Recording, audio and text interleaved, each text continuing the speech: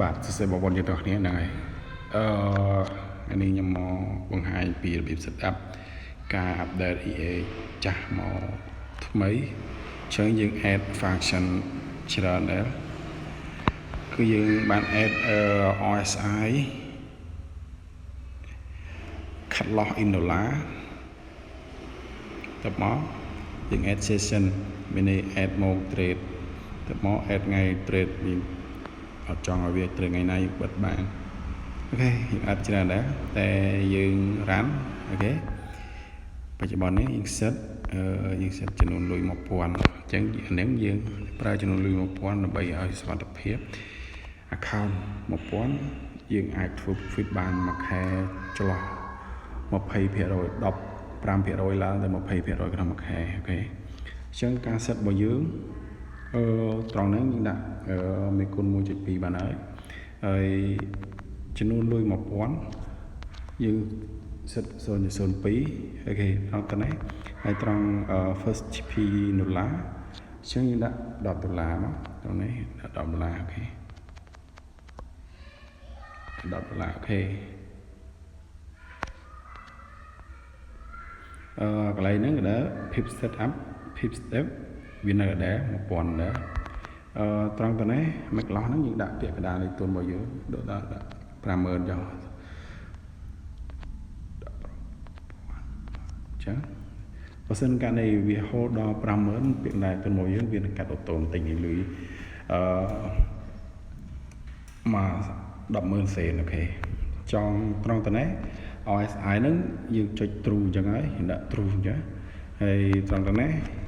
យើងដាក់RSI pivot ហ្នឹងយើងដាក់10មកហើយក្រោម overbought ហ្នឹងហើយដាក់ចិត្ត server អញ្ចឹងអូខេត្រង់ទៅនេះuse session ហ្នឹងយើងបើកដាក់ true ដែរតមកត្រង់ម៉ោងនេះម៉ោងយើងដាក់0មកវា start ចាប់ពី 0 ម៉ោងទៅយើងបើក 24 ម៉ោងប៉ុន្តែយើងបិទនៅវាដល់ 24 ម៉ោងទេយើងដាក់ដល់21 ម៉ោងវាចេញពីផ្សារអូខេវាបិទឲ្យឆ្លងថ្ងៃទេណាអត់ឲ្យឆ្លងថ្ងៃអញ្ចឹងត្រង់ use day filter នេះអញ្ចឹងត្រង់នេះយើងដាក់បិទមកមិនបើកទេបើសិនយើងបើកកន្លែង session ហើយយើងមិនបើកកន្លែងថ្ងៃទេអូខេត្រង់នេះបិទមកយើងដាក់ fall មកអូខេ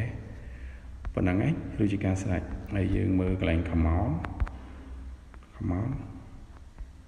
យើងដាក់ allow គ្រា allow ដូចគ្នាអញ្ចឹង EA របស់យើងគឺ smart EA share អញ្ចឹងយើង update អូខេអញ្ចឹងយើងចុច OK មកអូខេអញ្ចឹងបានណាវាជាប់នៅក្នុងEA របស់យើងហើយជាប់នៅក្នុងការ set របស់យើងហើយអូខេ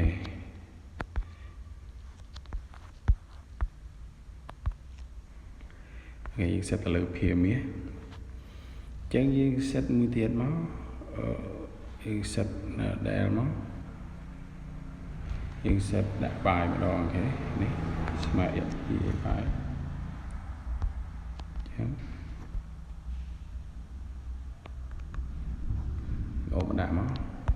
អូខេយើង set ដូចគ្នាទាំងអស់ដូចគ្នាទាំងអស់យើងប្រើដូចគ្នាតែត្រង់នេះដាក់មួយមិនសិនយើងដូរហើយដាក់ 0.2 ដាក់1មកដាក់ 2 ច្រឡំ 2 0.2 តមកដាក់$10មកតទៅនេះអូខេតនេះដាក់ដូចគ្នាហើយតទៅនេះដាក់ 50000 មករី10%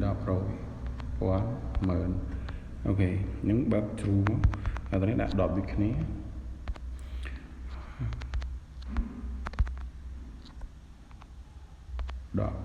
អូខេ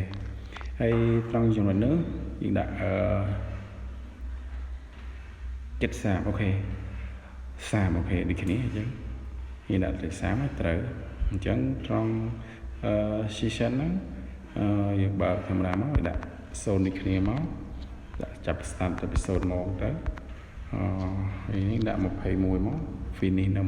21អូខេត្រង់នេះគឺបិទចោលបិទតែមួយនេះមក ដាក់ fall មកបើអូខេ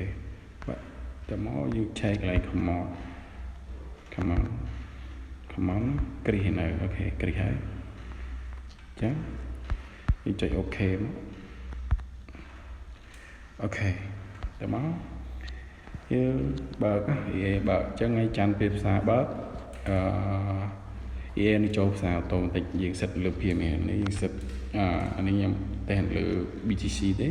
BTC ហ្នឹងប្រើធម្មតាទេប្រើឲ្យធម្មតាអូខេហ្នឹងហើយវីដេអូការសិតEA ថ្មីគឺមានប៉ុណ្ណឹង